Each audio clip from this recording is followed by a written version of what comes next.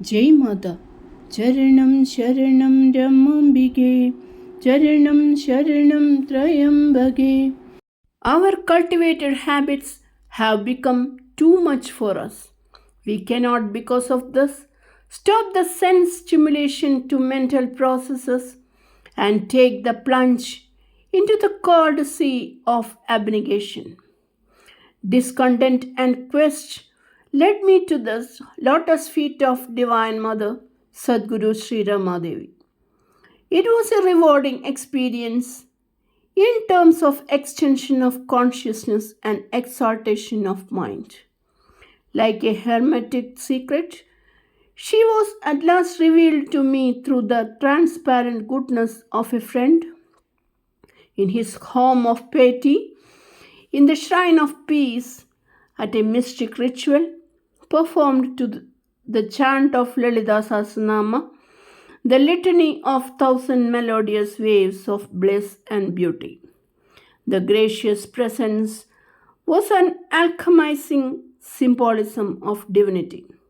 The serenity of her presence, the potentials of her initiation are really a hidden unity of convergent influences, the one belonging to the esoterics of religion and the other to the marvels of mystic illumination. She awakes the accord between the spiritual and the material. The most wonderful thing in human nature is the capacity for love, which means the capacity to live with others in a relation of affinity and not antagonism. According to this tenet of her teaching, sadhana becomes research in psychic regions of love. As Sadguru, as Savior, as Mother, she is always in unique spiritual isolation in the social environment. Addressed to her are the prayers of the devout. Attuned to her are the minds in meditation.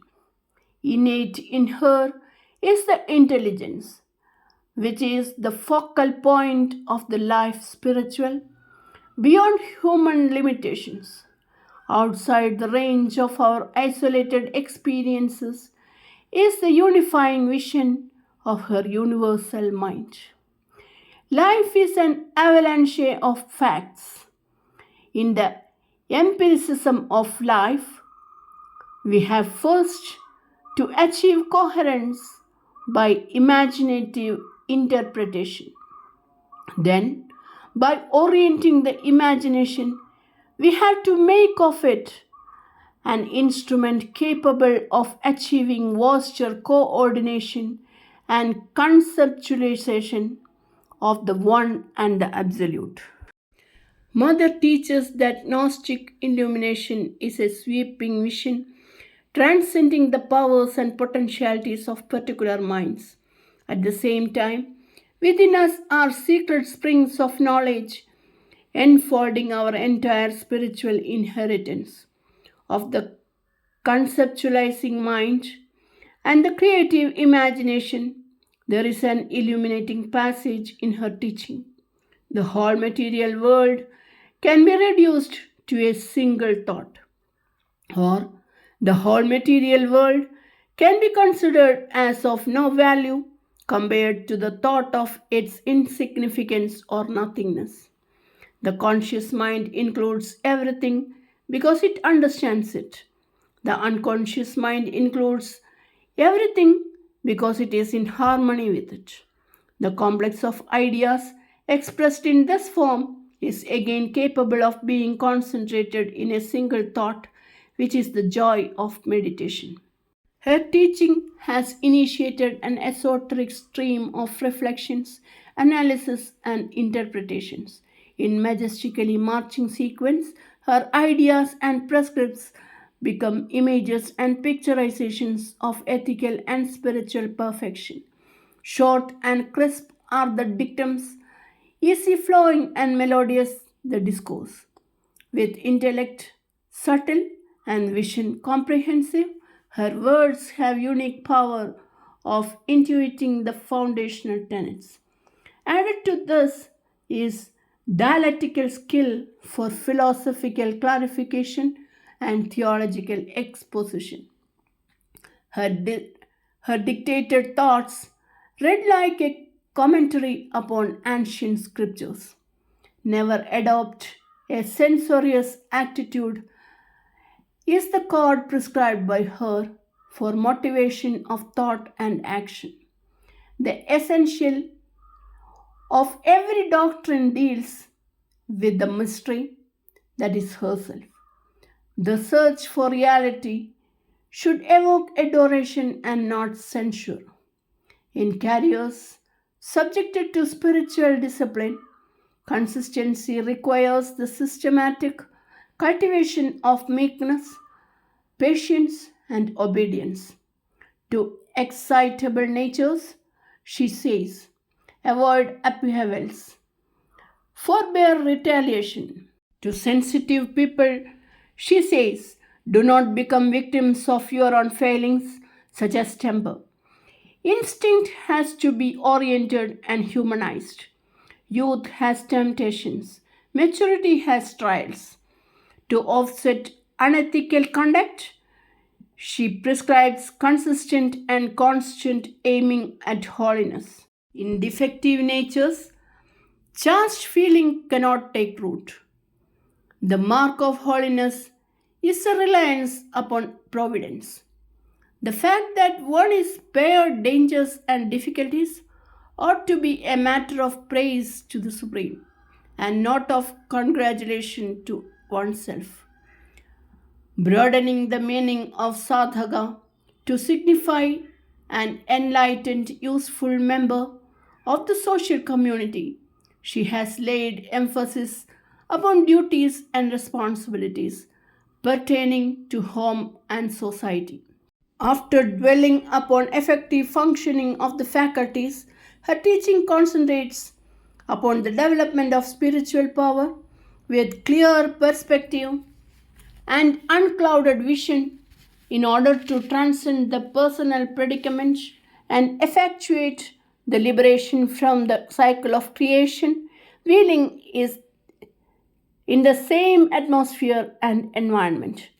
To this ethical humanism and spiritual concern and commitment found in her teaching, there is answering echo from unfathomed distances in us. More, there is an intense and rousing interchange of communication and understanding between the Sadguru and the seeker. She is the shining example bearing spiritual witness of possibilities beyond all our former expectations. She is fostering perhaps a world of happier realism. The new spirit is abroad. The stone breaks into dark, rich leaves. The arches put forth buds. Flowers blossom in the dim, mystic atmosphere. The night is past. The morning is come. She imparts focus and direction to thinking on spiritual matters. She envisages a religious outlook which, while revealing divinity, is creative of saintly characters. What is met within her is a critical dramatization of the dynamism of spirituality. The subjective impulse, the vagaries of temperament disrupt the harmony of the universe. The anarchy of thought ends up in tension of mind. Tension persists when understanding is not deep and the range of thought narrow. Inherent in self centered existence are imperfect sympathies and intellectual unrest. Her definition of religion has vital reference to anarchy, tension, and unrest. Religion presupposes compassion. Compassion proliferates individual responsibilities to larger and ever larger sections of humanity. In the complex web of human existence, the strongest bond is religion, woven of the double strands of compassion and love. In her message, there is tribute to women as representing compassion and love. She refers to women as moral force, as crowning glory, and as saving grace. In women, there seems to be achieved in the cosmic order the confluence of the metaphysical tattva, the moral hita, and the spiritual purushartha of the Vedanta philosophy. Compassion is of great force, especially when it inheres in women as a quality which can impart the lesson of patience and endurance. Every woman is a lesson to the world in non-violence. The essentially feminine virtue of non-violence is energy transformed into creative force through mental discipline. She refers to women as deities, as shining ones, because they are heirs to tradition of serene strength, facilitating the achievement of the life everlasting, rich in promise of the highest fulfillment. Our finer consciousness is finding less and less satisfaction in the inadequacies of the present. Along with beauty and glamour are problems and difficulties. Our ideal is different from the present, which is confused and multitudinous. In the luscious delicacy of the sense enjoyment, there is no spiritual sustenance. The diet of the senses has no food value. The attractive world is insubstantial and evanescent. How to construct a pattern of life of affirmative convictions and positive values? Upon this topic, her teaching is precise. Look wherever we may in the ordinary concerns of life, in the ecstasy of hymns, in the temple of ceremonials, in the seasonal festivals, everywhere there is to be found something which can soon become spiritual in the crucible of devotion.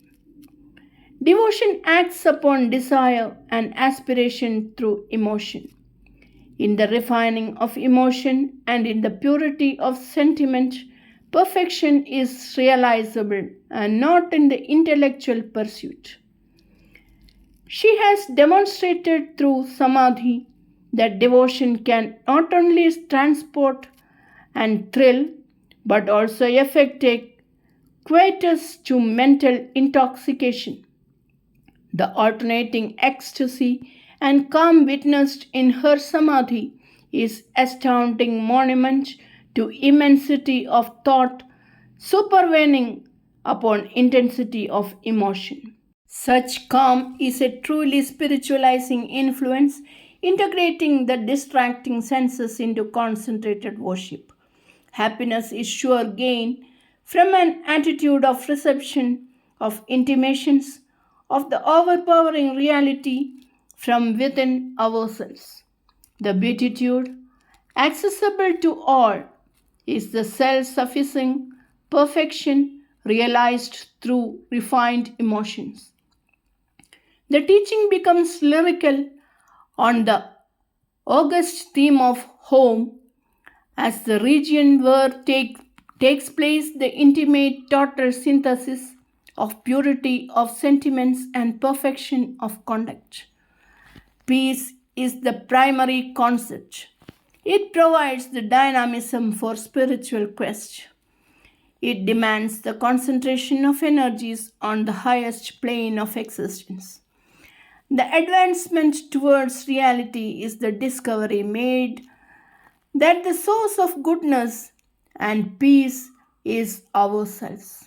The spontaneous impulse to be good and to remain calm is the earnest experience of the self after the exploration of the whole universe within us. Mother gives a human touch to austere doctrines. She is profusion of beauty with sacred features. The lotus-like palms, the glowing arms, the gleaming neck, with sweeping lines of grace, meet the merge in angles of concentrated light and loveliness. Round her is the halo of sanctifying presence. Her seat is a throne of flowering lotuses with exquisite drapings of her ethereal form. Her voice holds the spell of comfort and command. Charanam Sharanam Ramambige Charanam Sharanam Trayambage. Jai Mata.